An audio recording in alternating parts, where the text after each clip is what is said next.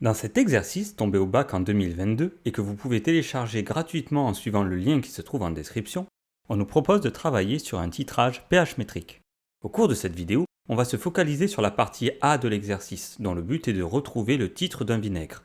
Nous étudierons la partie B du sujet permettant de déterminer l'action du vinaigre sur une coquille d'œuf dans une prochaine vidéo. J'espère que vous avez bien lu le sujet car c'est parti pour la correction. Première question.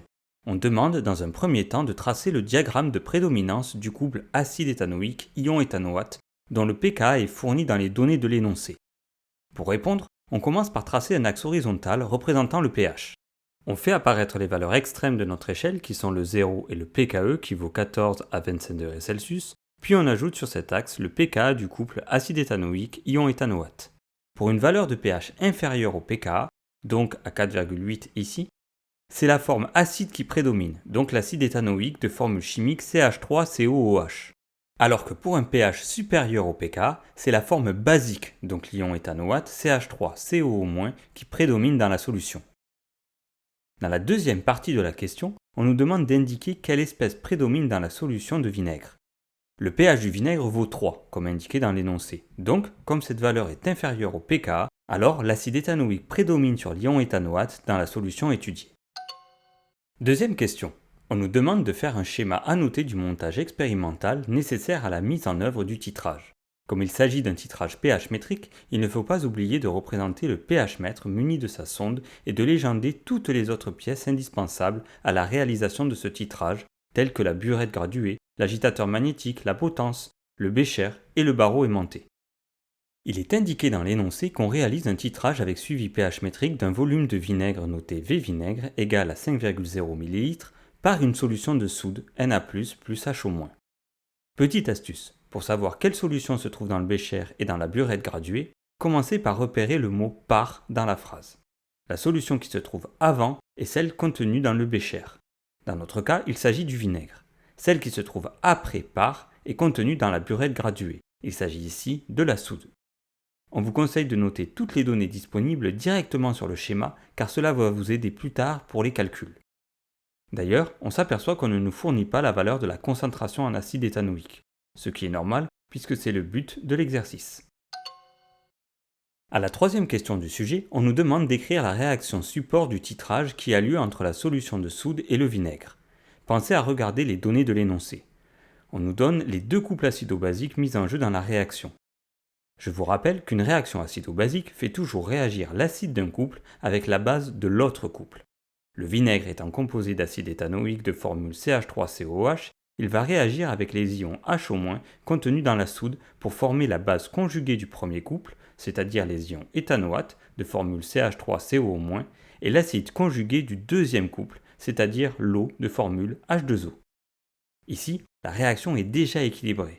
Nous n'avons pas besoin d'ajuster les nombres stoichiométriques. On obtient CH3COOH plus HO- donne CH3COO- plus H2O. Quatrième question. Déterminer la concentration en mol par litre de l'acide éthanoïque noté Ca présent dans ce vinaigre. Pour répondre, on utilise le fait qu'à l'équivalence, les réactifs sont introduits dans les proportions stoichiométriques.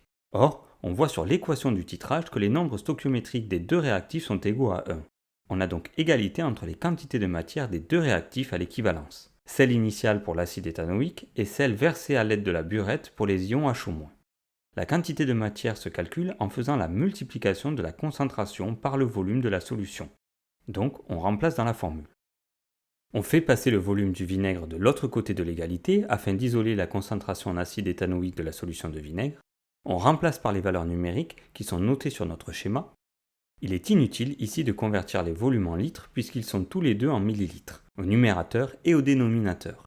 Ils vont donc se simplifier pour nous donner directement le résultat en mol par litre. On fait l'application numérique et on obtient une concentration en acide éthanoïque de 1,34 mol par litre, soit 1,3 mol par litre en ne conservant que deux chiffres significatifs. Passons maintenant à la cinquième et dernière question de cette partie.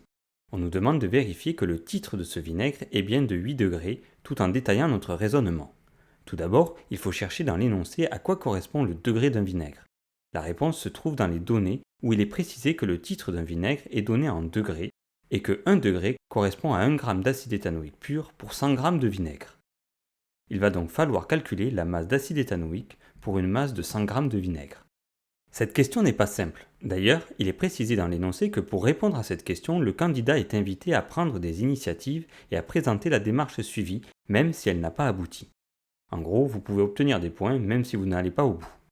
À la question précédente, on a calculé la concentration en acide éthanoïque. Il faudra sûrement utiliser cette valeur pour répondre. Commençons par calculer le volume de vinaigre correspondant à une masse de 100 g. Pour cela, on va utiliser la masse volumique du vinaigre qui est donnée dans l'énoncé et dont la formule est ρ égale m sur v.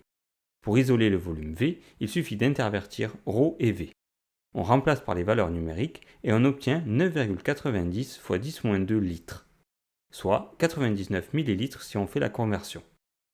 On peut maintenant calculer la masse d'acide éthanoïque en utilisant la formule petit m égale n fois grand M.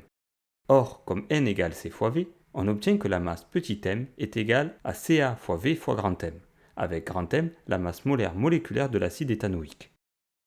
Vous remarquerez qu'il est préférable d'écrire la formule brute de l'acide éthanoïque sous la forme C2H4O2 pour simplifier le calcul, mais cette écriture est équivalente à CH3COH.